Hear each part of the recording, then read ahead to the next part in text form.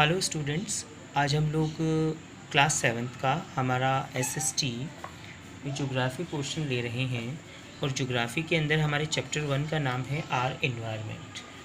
आप क्लास 6 के अंदर भी आर इन्वायरमेंट को पढ़ कर के आ चुके हैं वैसे, लेकिन क्लास सेवन्थ के अंदर ये आपको और ब्रॉडली तरीके से बताया गया है और इसको क्लासिफाइड किया गया है, मतलब और अच्छे तरीके से और एक बड़े रूप में आपको आर इन्वायरमेंट को समझाया गया है क्लास 6 से भी एडवांस लेवल के ऊपर।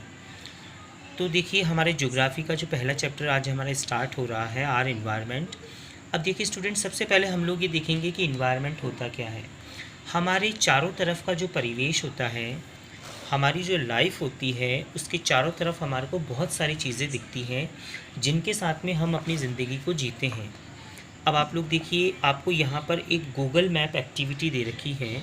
अगर आप करना चाहें तो आप इसको कर सकते हैं। Earth day is celebrated worldwide, यानी हमारे पृथ्वी का जो दिवस होता है, जिसको विश्व पृथ्वी दिवस कहते हैं या विश्व दिवस के नाम से जानते हैं, अर्थ डे जिसको कहते हैं, वो 22 अप्रैल को हर साल स्प्रेड वाइज अवेयरनेस के साथ अबाउट द एनवायरनमेंट को देखते हुए मनाया जाता है। Study and how more about the earth and right a few sentences about it. यानी कि अब आपको क्या करना है कि ये आपको जो लाइंस प्रोवाइड की गई हैं, तो आपको अर्थ डे के ऊपर 3-4 लाइंस इसके अंदर लिखनी है कि लाइक अर्थ डे कब मनाया जाता है, व्हाट इज़ अर्थ डे को कैसे मनाया जाता है। तो ये 3-4 लाइंस का अगर आप चाहें तो गूगल से आप गूगल पे जाकर के लिख सकते हैं what is earth day and celebrate the earth day. तो आप उसके बारे में 3-4 लाइंस यहाँ पर दे सकते हैं। तो देखिए स्टूडेंट्स, हम लोग लेसन का स्टार्ट कर रहे हैं। The earth is the home of human beings and other living organism. This is possible due to the presence of favourable living conditions which make up their environment. हमारा earth जो है वो full of human beings से भरा हुआ है, इंसानों से, और जितने भी इस दुनिया के अंदर जानवर हैं या एनिमल्स हम लोग कह सकते हैं या लिविंग ऑर्गेनिज्म हम कह सकते हैं, जिसको आप लोगों को साइंस के अंदर जैसे मैं बोलता हूँ सूक्ष्म जीवाणु जो होते हैं, तो ये सारे मिलकर के हमारे इन्वायरमेंट को स्टूडेंट बनाते हैं। दिस इज़ पॉसिबल, अभी हमारा इन्वायरमेंट पॉसिबल क्यों हुआ? Due to the presence of favourable living things या लिविंग कंडीशंस, क्योंकि इसी अर्थ के ऊपर, इसी धरती के ऊपर हमारे पास में ऐसी फेवरेबल कंडीशंस हैं कि हम इस अर्थ के ऊपर धरती पे जीवन को जी रहे हैं, विच मेकअप देयर इन्वायरमेंट, और हमारा इन्वायरमेंट बना है जिसके अंदर हम उस जीवन को जी रहे हैं। The term environment refer to all external condition in which an organism live. अब देखिए, हमारे इन्वायरमेंट के अंदर स्टूडेंट बहुत सारी ऐसी कंडीशंस बनी हुई हैं जिसकी वजह से वो लिविंग ऑर्गेनिज्म यानी कि जो सूक्ष्म जीवाणु हैं वो भी अपने जीवन को जी रहे हैं। It come from the French word. अब देखिए, इन्वायरमेंट वर्ड जो है वो फ्रेंच भाषा से लिया हुआ शब्द है, जिसके अंदर इन्वायरन का मतलब होता है विच मीन्स टू सराउंडेड, यानी कि हमारे चारों तरफ। इन्वायरमेंट क्या होता है? हमारे चारों तरफ है। अब देखिए, नेचुरल इन्वायरमेंट इंक्लूड, अब इन्वायरमेंट भी दो तरह का होता है स्टूडेंट, जो क्लास 6 में भी मैंने आपको बताया था। एक होता है नेचुरल इन्वायरमेंट जिसको प्राकृतिक वातावरण कहते हैं। एक होता है फिजिकल इन्वायरमेंट, यानी कि इंसान के द्वारा बनाया गया इन्वायरमेंट।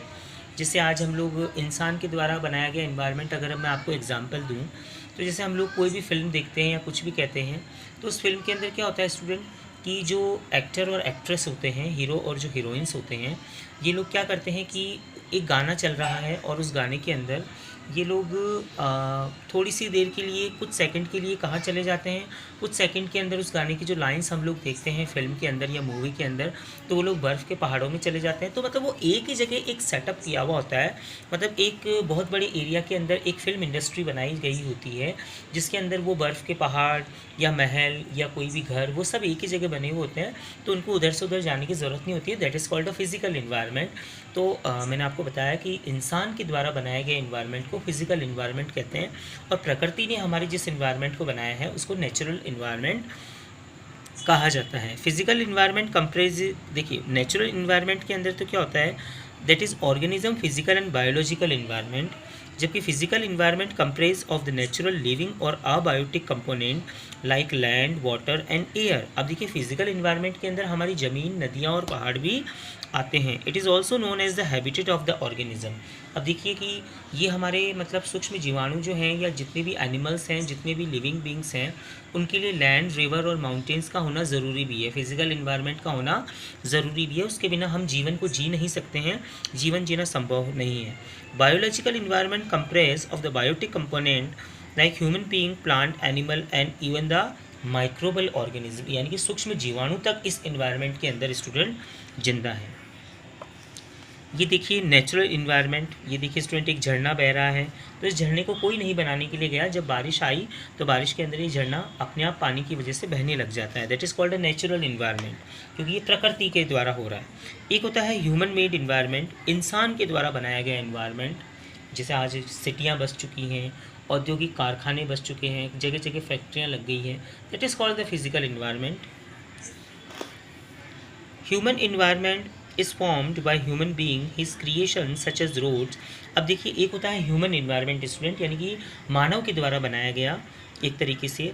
तो यहाँ पर नेचुरल और फिजिकल मैंने आपको बताया। नेचुरल को आप लोग बायोटिक कह सकते हैं, फिजिकल को आप लोग अबायोटिक कंपोनेंट की कैटेगरी में भी डाल सकते हैं। ह्यूमन इन्वायरमेंट जो होता है वो इंसान के द्वारा बनाया गया होता है, दैट इज़ क्रिएशन। इंसान क्या क्या बनाता है स्टूडेंट? रोड्स बनाता है, ब्रिजेस बनाता है, एक्सेट्रा। क्योंकि रोड और ब्रिजेस यानी कि पुल जो होते हैं और सड़कें होती हैं, ये भी हमारे इन्वायरमेंट का एक हिस्सा होती हैं। इसके बिना भी जीवन नहीं है।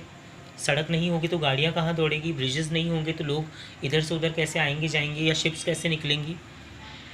And the social, economic, political and the other condition which he leaves. साथ में स्टूडेंट इंसान की रहने की जो सोशल कंडीशन होती है, सामाजिक प्रवृत्ति, उसकी आर्थिक प्रवृत्ति, उसकी राजनीतिक प्रवृत्ति, ये भी हमारे ह्यूमन इन्वायरमेंट का ही हिस्सा है। There is an independence of two components. The biological environment depend on the physical environment for its various need.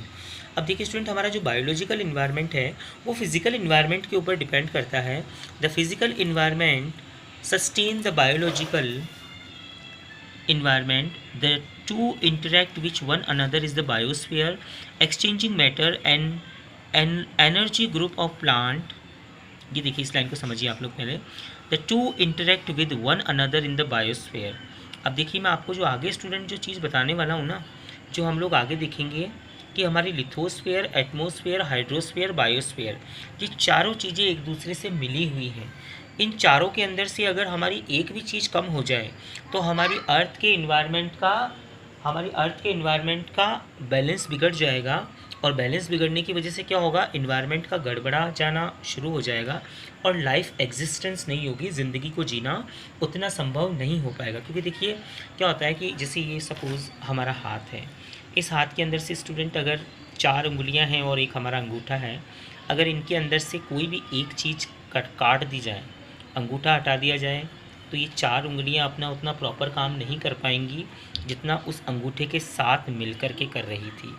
अगर इन चारों उंगलियों में से एक उंगली को हटा दिया जाए तो भी स्टूडेंट्स क्या होगा कि हमारी हाथ या हमारी उंगलियों से वो प्रॉपर काम नहीं हो पाएगा जो एक पूरा हमारी 4 उंगलियों और एक अंगूठा मिल कर के कर रहे हैं। तो as well as natural environment के बारे में अगर हम बात करें तो the natural environment include both biotic and abiotic component. अभी आपको सर नेचुरल और फिजिकल इन्वायरमेंट बता चुके हैं। तो नेचुरल इन्वायरमेंट के अंदर नेचुरल इन्वायरमेंट जो होता है उसके अंदर बायोटिक और अबायोटिक दोनों तरह के कंपोनेंट या दोनों तरह के तत्व आते हैं। The biotic component comprises plant and animals. अब देखिए जो बायोटिक कंपोनेंट होते हैं उसमें प्रकृति से रिलेटेड चीज़ें आती है, जबकि अबायोटिक कंपोनेंट जो होती है उसके अंदर हवा है, वाटर है, सॉइल है यानी हमारी मिट्टी, ये सारी चीज़ें आती है। तो नेचुरल इन्वायरमेंट को इसने 2 हिस्सों के अंदर बांटा है स्टूडेंट। बायोटिक कंपोनेंट भी होते हैं नेचुरल इन्वायरमेंट में और अबायोटिक कंपोनेंट भी होते हैं। बायोटिक कंपोनेंट में प्लांट और एनिमल्स आते हैं, जबकि अबायोटिक कंपोनेंट के अंदर student water, air and soil आता है। अब देखिए मेजर डोमेन्स, मेजर का मतलब क्या होता है, मुख्य। तो ये हमारी इन्वायरमेंट के मेजर डोमेन्स होते हैं स्टूडेंट्स। कौन कौन से? लिथोस्फीयर यानी कि जिस ज़मीन के ऊपर अपन लोग रहते हैं, that is called lithosphere. Atmosphere, जिस इन्वायरमेंट के अंदर हमारे आसपास में पेड़ पौधे हैं, हवा है, ठीक है, हवा के अंदर नमी है, तो ये हमारा एटमॉस्फेयर हो गया।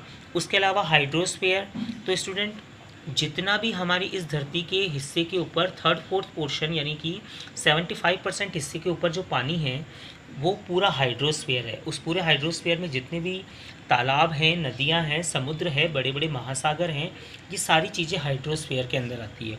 और एक होता है स्टूडेंट आपका बायोस्फीयर। तो देखिए बायोस्फीयर कैसे बनता है स्टूडेंट, जब लिथोस्फीयर, एटमॉस्फेयर, हाइड्रोस्फीयर तीनों मिल जाते हैं तो बायोस्फीयर बन जाता है। क्या बोला सर ने कि जब लिथोस्फीयर, एटमॉस्फेयर और हाइड्रोस्फीयर ये तीनों चीज़ें आपस में मिल जाती है तो एक बायोस्फीयर का निर्माण हो जाता है। अब नेक्स्ट क्लास के अंदर सर आपको लिथोस्फीयर के बारे में ही पढ़ाएंगे कि जिस धरती के ऊपर या जिस ज़मीन के ऊपर हम लोग रहते हैं उसे लिथोस्फीयर कहते हैं। तो यहाँ से हम लोग नेक्स्ट क्लास में देखेंगे।